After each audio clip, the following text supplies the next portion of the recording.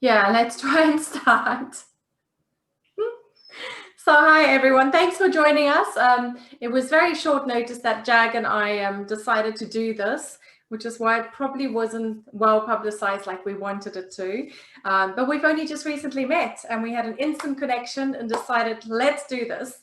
So here we are, better than nothing. We are recording it, so those who not able to dial in today, hopefully listen to it at another stage. So I'm Geeta, I'm a mental health consultant. I created Rewind Your Mind quite a few years ago now. I started off as a therapist.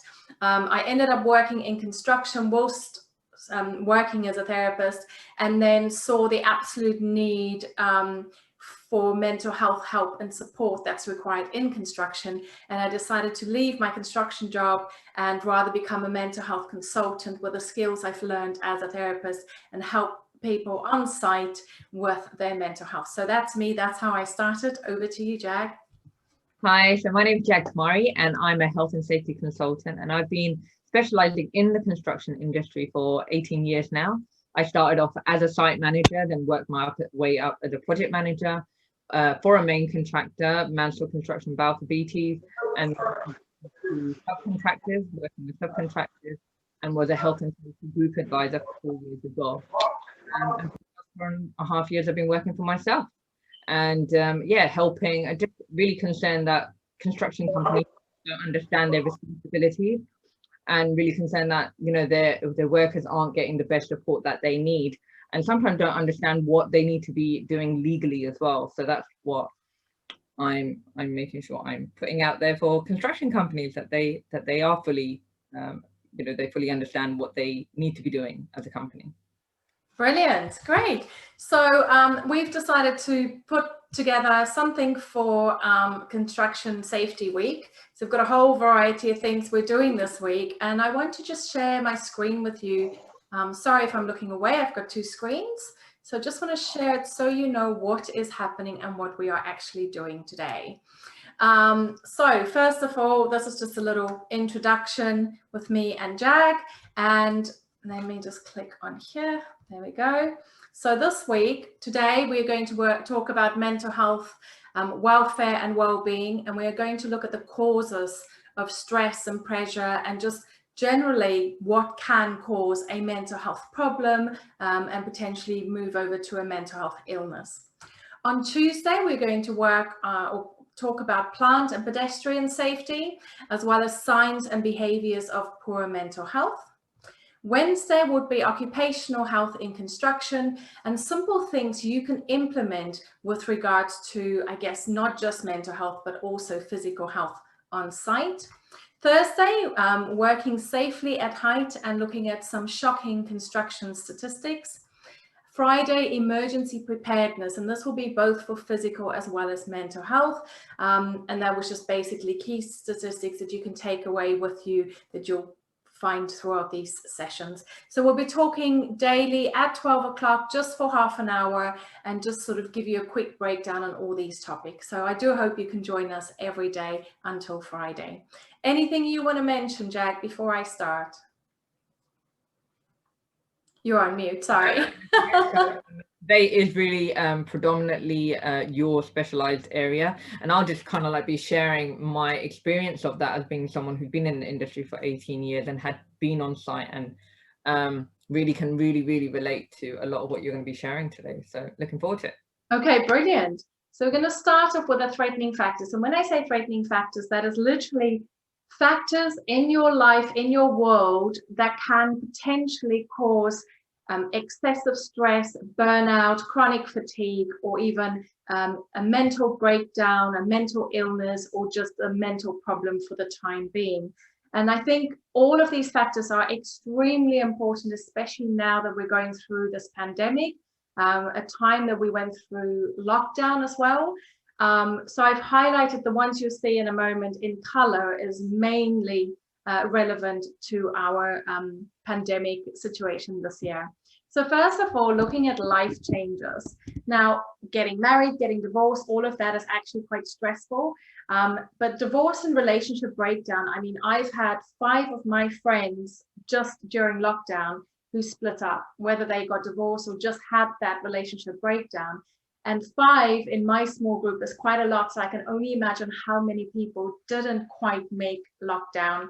And I think it was just that realization of people, coming in and realizing they actually struggle to live with their partner, or they just don't share the same things anymore. Next up was health scares. With this pandemic, everyone's worried if you've got an underlying issue, you might be more susceptible to this virus. I had a health scare, for instance. I had to get some moles removed on my back, which could have been cancerous. But just going to the hospital, I was already worried, what if I pick up this virus in hospital? Physical illness, accidents, bereavements. How many of us haven't lost someone, sadly, during this time? And it's bad enough losing someone, but with the added stress at the moment where you're limited to the amount of people that can be there, there's all sorts of things. Maybe you couldn't fly out to be with a family member and their funeral. So it adds on extra stress more than normal. And abuse, I've highlighted. I've had people in my life that's gone through domestic violence because of lockdown, and I know abuse figures and domestic violence have just completely risen like everything else. So there's quite a lot happening just in our life changes now during lockdown, more than normal. So you can sort of see why stress and pressure and anxiety and all that has just shot up and gone through the roof. Anything you'd like to add there, Jag? Yeah, so often these life changes, like obviously with this year with the pandemic, they're at time like a 10 out of 10 for most people. I would say, like, like out of 100, at least like probably 90 something people would be going through all of these at the same time. So if you're going to work as well, especially in the construction industry, where it is really stressful because you're trying to work to deadlines, you're trying to work in certain conditions, a lot of the time we're not even looking at these things, because we're just at work, we're just focusing on the program, we're just working on get the job done, we're just focusing, did we get the right materials? So this is all in the background, and that's often what's missed. So it's really important to know that. And I think also one of the things I teach my clients and people I work with is really to notice the triggering factors. You've got to zone in and identify those to help you to lighten the load really from your stress levels. So moving on, let me just click here again. There we go, is physical, and basically everything there is highlighted. Late nights or lack of routine. I mean, what happened when we went in lockdown? All of a sudden we couldn't go to work. We were sitting at home, we're watching TV till 1, 2, 3 o'clock in the morning. We've got no routine, no reason to get up at a specific time to catch a train to get to work. We've got a poor diet, munching on crisps and chocolates and whatever, like it's Christmas, you've got no routine. You don't have to stick to breakfast, lunch and dinner all of a sudden. Misuse of alcohol and drugs. For me, it was basically a Saturday every day. So why can't I have a glass of wine or something? There's nothing wrong having a glass of wine. But if you start drinking at 10 o'clock in the morning, or you're drinking every single day, all of that just added to stress in our lives as well. And then harmful coping strategies. Just in general, you might be smoking more or sleeping less or sleeping more even. There's all sorts of things that we think, okay, this is going to help me cope and deal with it, but it actually just added to your stress. Anything there, Jag? Yeah, with the physical, I mean, I've definitely experienced that as well during lockdown.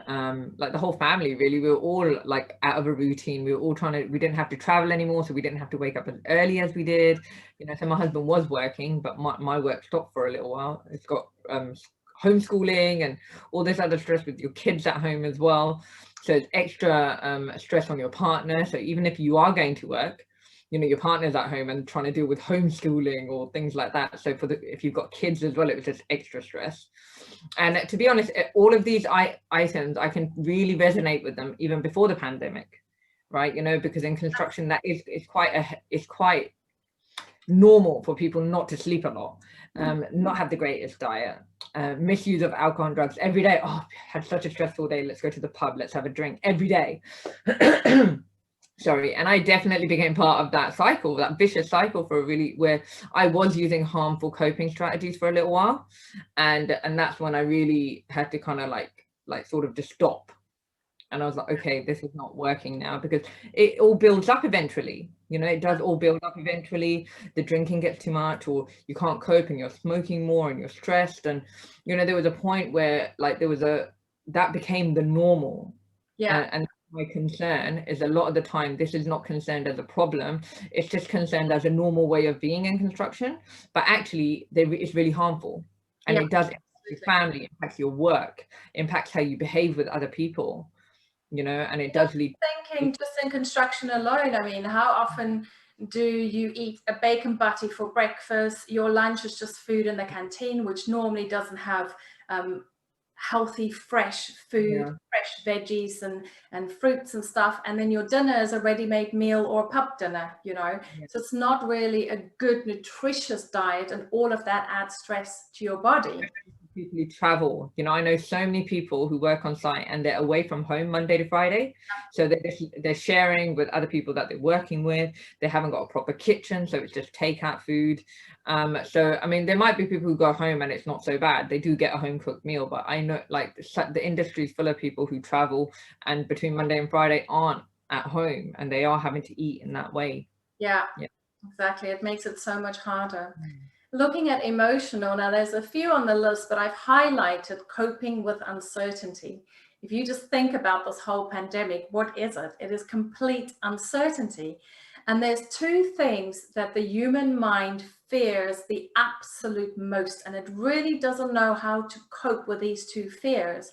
And the first fear is uncertainty. We just don't know what to do with it. So we go in a fight or flight state immediately because we've never experienced this before. We don't know what to do, what's the best, what's not the best. So your mind is just going crazy and your body is under stress and tension. And then the next one, which you'll see on here, the top one there, the first one highlighted, is social isolation. That's the second thing that your brain fears the most.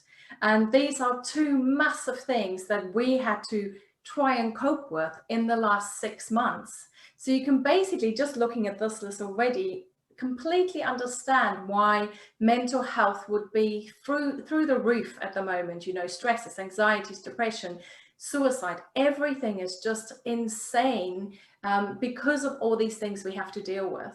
Now, environmentally, you can look at unemployment. How many people sadly lost their jobs during this time, or even gone on furlough, which is practically being unemployed for the time being, even though you're getting some of your salary, but you're sitting at home and you don't really know what to do with your life. Adjusting to a new environment, now that would normally be moving house or traveling, but the pandemic is a new environment for us all. Suddenly we have to sanitize and use hand wash and masks, and you're only allowed to do certain things and restricted from so much. So it's a complete new environment for all of us. And then lastly, financial difficulties. Now, fair enough, some people sat at home and said, well, I actually saved a lot of money because I didn't have to pay for travel, I wasn't eating out, I wasn't spending money on anything. But other people are really worried because, yes, they've maybe lost their jobs, and how were they going to pay their mortgage? Or, you know, there's all that strain and financial difficulties added on additionally that they wouldn't have had before. Anything you want to add on this list, Jag?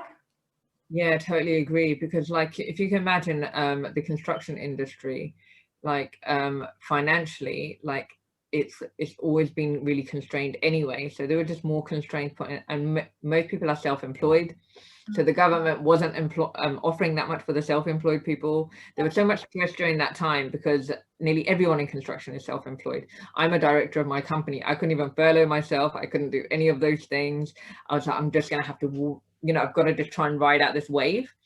And like me, I had a little bit, which I was like, okay, I'll be all right for about 3 months. And hopefully this is going to tie over and I'll be back at work and it'll be okay. And now look, it's been like, what, 7 months? And you know, when they brought in the second lockdown last week, you know, I got into a bit of a panic, like, oh my God, like, oh God, like, am I going to be able to cope with this, right? And I have strategies. I have actually got good coping strategies. I have actually got a structure in place that allows me to be able to manage that manage those feelings and manage myself so that I can bring myself back out of it and get into action.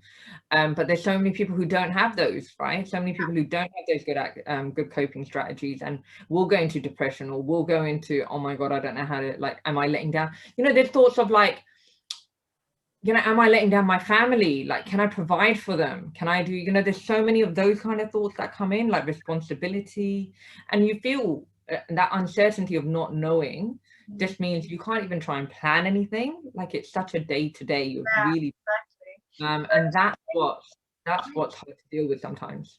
Sorry, I didn't even highlight the poor housing or accommodation problems, and I was just thinking, because so many construction workers work away from home, they might live in a caravan, they might live in a house share with lots of other construction workers, and suddenly they stuck in lockdown and they can't fly home if their families are based, you know, in other European countries. So they stuck with a bunch of men constantly unable to see their family, unable to go outside, and that couldn't have been a nice situation to be in either.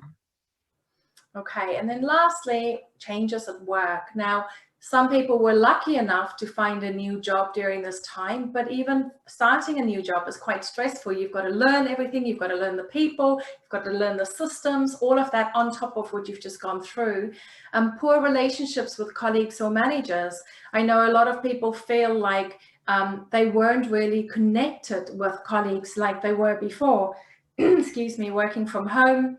You know, you've lost that connection. So maybe that would have caused a bit of friction between your colleagues or managers.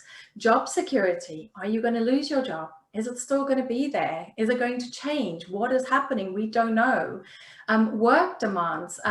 Some people sadly have been let go already. So now you find yourself doing the job of 4 people all of a sudden, where before it was just you and others sharing that.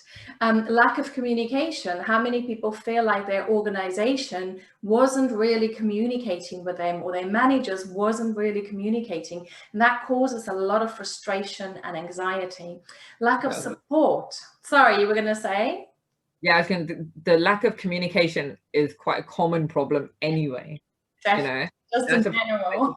When you're in, like, actually out there in construction, in front of that person, there can still be such a huge lack of communication. And so now, like, not being able to, now the lack of communication is even worse, because you've got that fear behind it, because you're like, oh, shall I say that? Shall I not say that? Am I okay doing this? Because there's so much, people are just being really cautious as well. And so they're not really being, they're not actually really being probably straight with the communication as well, which means they're holding to a lot. And then just quickly going through the rest is change in work environment or situation. And you can just imagine with this pandemic, all of a sudden you have to work 2 meters apart, you've got to sanitize and mask and all sorts. And that's quite hard. Thinking about construction, sometimes you need to work in confined spaces, or you need to work closely as a team, so you can't have that distance. And then you're worried, what if this other guy has got the virus and I pick it up and I go home to my family and give it to them? So there's all these fears and worries. And then lastly is working hours that don't balance the demands of time for rest and recovery. Just generally in construction, it is long working hours. You go home and you crash because you're exhausted. You go home on weekends and you're completely dead to the world. You can't spend time with your family because you're just so fatigued. And then the cycle starts again on Monday. And going through lockdown, how many of us didn't have any boundaries? You know, it's not like you have to catch a train to get home. So all of a sudden you find yourself working on your computer till 8, 9, 10 o'clock at night, and not really shutting off because you just don't have those boundaries, or not taking a proper lunch time because you feel like you've got to catch up, or if you don't work hard enough, you might lose your job. So people were just crashing through and working, and not really leaving time for family. And of course, on a family point of view, that would have caused relationship problems as well. Yeah, especially if you've got kids at home, especially. Then so during the time where I wasn't working for a little while, for about 3 months, basically, my clients were just like, we just can't we've got to keep bare minimum, and we can't have you as a consultant coming on because they're covering it, etc. So I was kind of like at home for most of it, and luckily I was able to like then oversee like homeschooling and things like that. And there was only a few days where I wouldn't be here, and my daughter would be like, Daddy was just working all day, like all he did was work. And I was just like, and she felt like she was by herself, even though he was at home, but he was so busy working. You know, like that has an impact on your children's mental health as well. You know, so I was grateful actually that I was able to balance that with her, that I was actually able to spend that time with her as well. But if I had been working as well, it would have been so much worse. Yeah, totally. Now, Jag, I'm just worried about the time. We started a bit late because we're waiting for people to jump on. We've got about 6 minutes left before it's 12:30, so we might run slightly over if that's okay with you guys. But I'm just going to move on to Jag's slide now. Man up. Man up. So what I mean by this, right, and it's not so much of a gender thing, but it's more like the industry has stereotyped the manning up thing. So you don't talk about how you actually feel. Can you put the stats as well? Yes, so even though everything we've spoken about, everything Geeta has just spoken about, I'm sure you can all relate to. I'm sure every single person on a construction site can relate to that. I'm sure every single human being can relate to that, right? Like everyone is actually going through all of those items. The problem is though, in construction, there's still this big taboo around speaking about any concerns that you have. If you are concerned about your family, if you are concerned about your finances, if you are concerned about your health, if you are concerned that you are depressed, you know, you might get judged. All of these things, they're not spoken about freely because there's this whole judgment around, oh, they're not going to think I'm man enough. Me being in the industry for nearly 18 years, there was a point where I think I became a man, where I didn't want to talk. I wouldn't talk to anyone about what was really going on in my life. And I did start suppressing it. And I did pretend that everything was fine and that I'm hard enough to deal with this and I can deal with that. Because often you would get compared to a man, right? But the thing was, the more I actually got to know my colleagues, they were actually really stressed out. They were really stressed out. They had a lot of worries. They had a lot of concerns around finances, about their children, all of these things we've spoken about. This I'm talking about a few years ago. These were conversations I was starting to have with my colleagues, and I really start to understand how we don't have the freedom to just share our concerns with people like it's a normal thing. And so these statistics, a construction industry helpline came about a few years ago, and it's fantastic. What they're trying to do right now is to get guys to open up about any issues that they have. But if you look at these numbers, they've only been rising 2019 they got to 2,615. And this year, I'm really hoping that they really were able to do, they were really able to help people. We haven't got the statistics, obviously, for 2020 yet. I think it's a lot higher in 2020. Yeah, they'll be extortionate, I reckon. And if you look at these numbers, only 2,615 people. Like, you know, we have got hundreds of thousands, millions of construction workers. This one can be 1%. Yeah. You know, when you look at it that way, we've still got a really big problem. People are still not sharing what is going on in their life. And construction, as much as I'm really happy that the numbers have been going up, the numbers are still very small.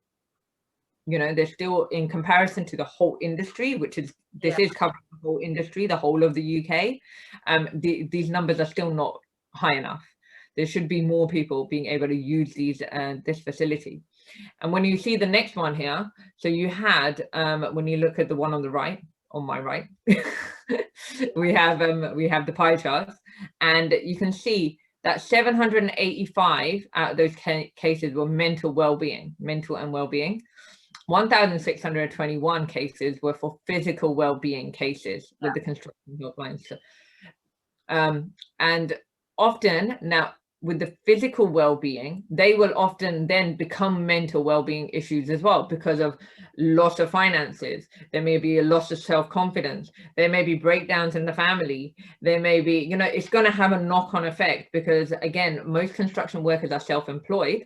So if they can't work, you know, they don't get paid, right? So this is And where also vice versa. Sorry, Jag, I'm just thinking, because stress, and which we'll cover in I think tomorrow, I can't remember now, but stress can actually cause cancer. Stress can cause physical illness. Long-term ones. So that might be those are brewing up through stress. Exactly. So they might be booked off on a physical illness, but it's really due to the mental well-being that deteriorated that caused the physical illness where they got booked off.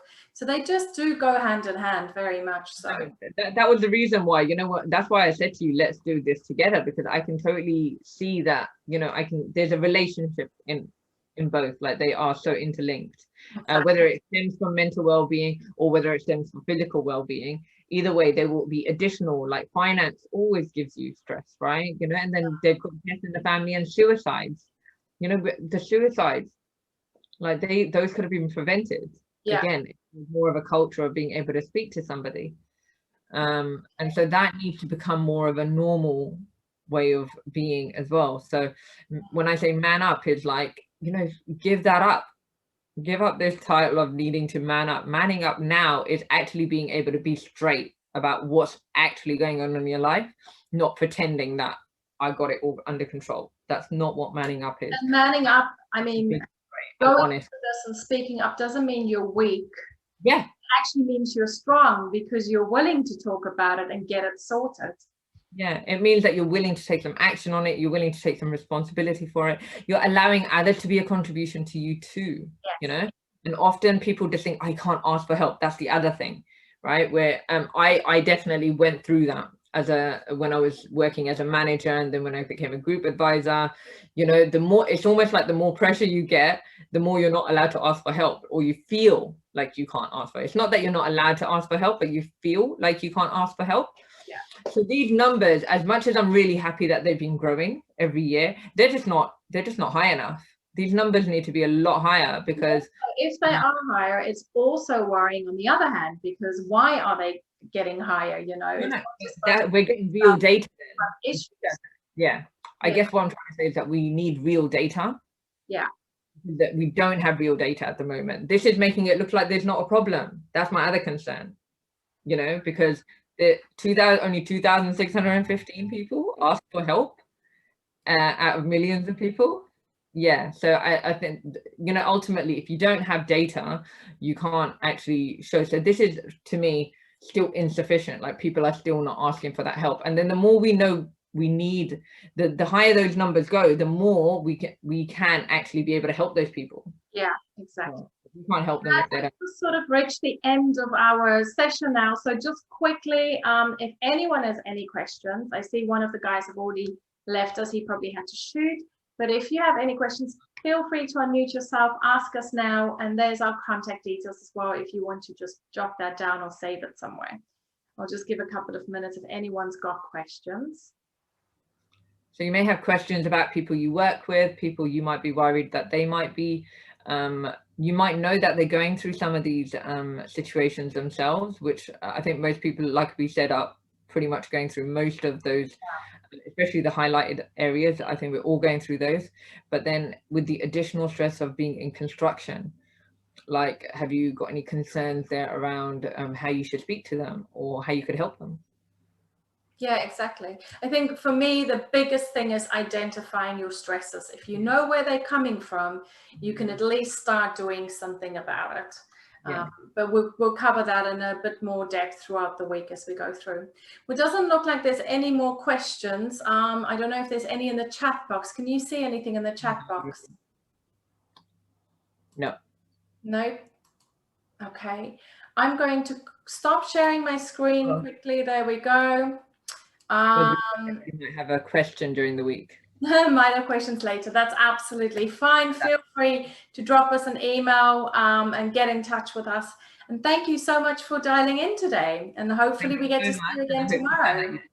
And hope you found that really useful. Yes. And tomorrow we're on at 12 o'clock again. Sorry, just reading it. Oh, brilliant. Thanks, Adam. Perfect. We're on again tomorrow at 12 o'clock with a new topic. So hopefully we see you there soon. It's the same link again. Have a great day, everyone.